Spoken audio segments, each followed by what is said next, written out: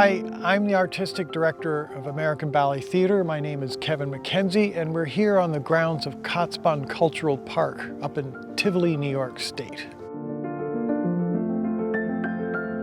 I have been with American Ballet Theatre over 40 years, both as a dancer and a director. This is my 29th year as director.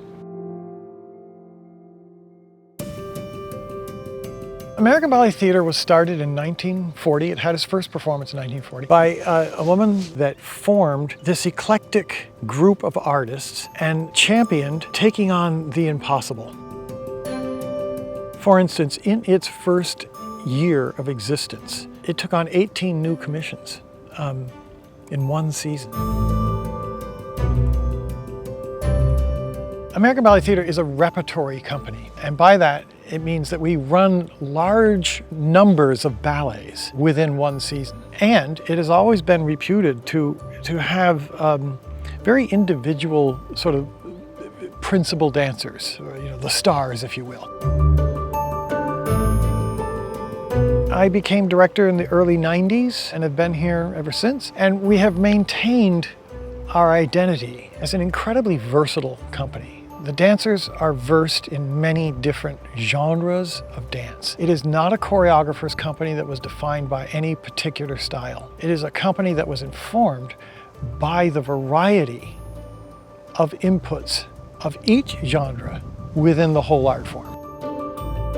We still tour regularly. We have long seasons in New York, and everything's going swimmingly. And then COVID hits, and we are in the course of reinventing ourselves. When we realized that we were canceling an entire season, it's very difficult to convey what that means. From a business standpoint, it means that a company with a budget of $40-something million a year lost all of its revenue, all of it. There were no touring fees, there were no ticket sales, nothing. And we had a company of 90 artists and a staff of hundreds. So our first order of task was, how do we keep the company intact? How do we not hibernate? How do we continue to create work and engage in our art form and keep our dancers whole? And it was entirely through philanthropy and through necessity being the mother of invention. We took a cue from the NBA, started working in bubbles where we would sequester dancers at locations all over the Northeast. We're going to Colorado. We've just come back from one in California, and we're here now at Kotzebue. Places that will allow us to gather a group of people that can live, work, and not be in contact with the outside world. So once they have gone through the protocol of 2-week sequestration and constant testings, their mask can come off and they can act like normal. And they go into studios, like in these fabulous studios at Kotzebue, and create new work. And up until now, we've been committing them to film.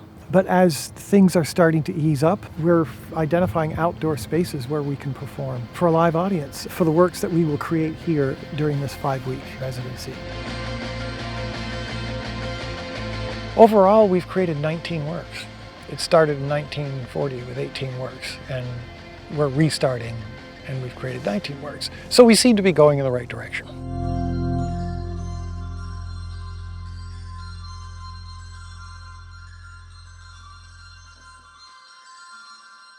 It's so beautiful here, and I've spent a few summers here in the past, so I feel very comforted and at home. Of course, getting to work with my colleagues, it provides me with a sense of normalcy in such an abnormal time. To be dancing with them again is so inspiring and just reminds me of my sense of purpose. And we all do this, I think, because we're reaching for something greater. We want to share stories, share experiences. It's just nice to have that feeling and sensation again. I've really tried to come into the bubble open-minded and easy on myself, to let myself take the time that I need to get back to shape. So I really just tried to stay positive throughout this experience, and it's been very easy because everyone here is really happy to be here. I think I definitely cried the first day.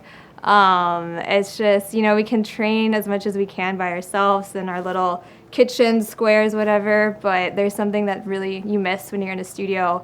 Feel the energy of the other dancers, of your colleagues, of the teacher in the front of the room.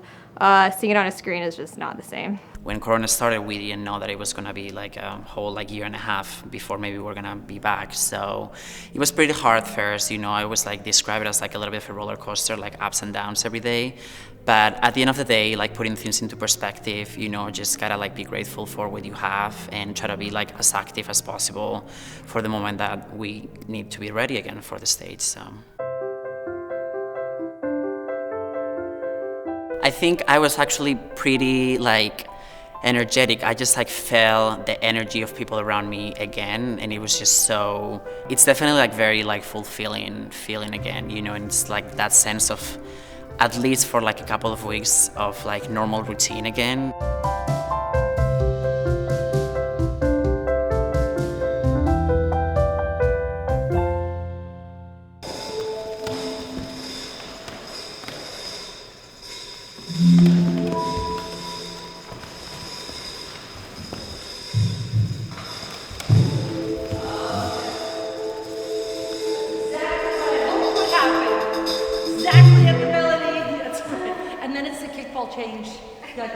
I'm Helen Pickett, and I am a choreographer creating with a group of 5 dancers on the piece Desire.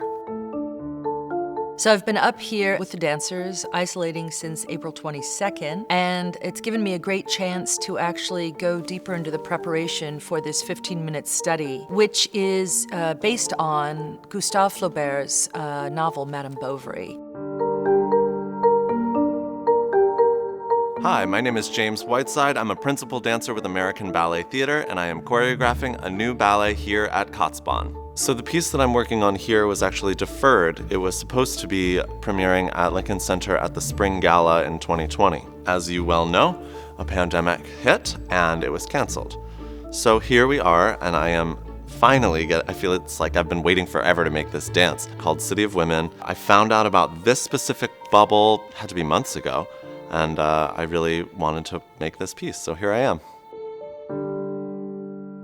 We have 5 hours of rehearsal every day. I requested that. And then I hobble home because I haven't really moved like this for 15 months. And I tell you, you think you're staying in shape, and there is no shape like the shape of a dancer. I'd say the most challenging part of the pandemic was maintaining peak physical condition. And before studios opened up again, I was doing class in my kitchen every single day. So I have all these hilarious videos of me, you know, in my pajamas making full ballets. So not being able to be in a studio for 15 months, devastating in different ways. And then human beings are amazing, we adapt. So I adapted month by month, you know, to this reality and found ways to be creative. I'm a person that refuses to be stuck, so I found my way through. But then again, the joy of stepping into that studio reminded me of, okay, this is where I want to be. So the bubble is fully bebubbled. We have an inn for the dancers, we have a gatehouse where the choreographers and some of the administrative staff are staying, and then the studios are just, you know, it's a 3-minute walk probably to the studio, which is incredible. Imagine rolling out of bed and all of a sudden you're in the studio. It's brilliant. The bubble in total is 5 weeks, 2 weeks of a ramp up and then 3 weeks of actual creation for the ballets. The things in my head don't always work out, so it's really very helpful to have a group of dancers who can essentially make it work when something isn't quite gelling. So this happens a lot with transitions from one section to another, or movement changes, pattern changes, that I need to be in the physical space to see with actual people. You know, the dancers at ABT are really intuitive, and they know me very well as a person, so I think they just get it quickly, which is gorgeous.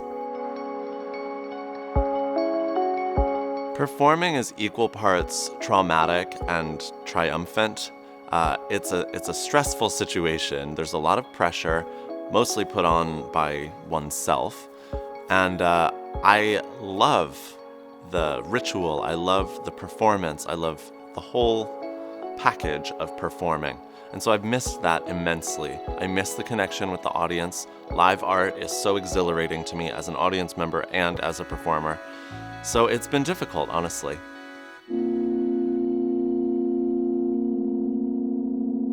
How I see the future of dance right now in this moment, simply put, I see a future, as opposed to last year where I didn't know what was going on. And many of us, all of us in the live theater world were very, very scared. I have seen companies close during this pandemic. Heartbreaking, that we've lost artistic institutions. And I've seen the resilience of so many other institutions like ABT, the pivot, that really overused word, but that is one of the beautiful energies in the arts world. We adapt and we will survive because there is a must that is ingrained in artists. We must make our art, so we will find a way. I have done some smaller performances during this time, but they unfortunately do not compare to a packed house at Lincoln Center. Thankfully, we're in a gorgeous, gorgeous place, beautiful grounds, lots of nature. It could be worse, let me tell you.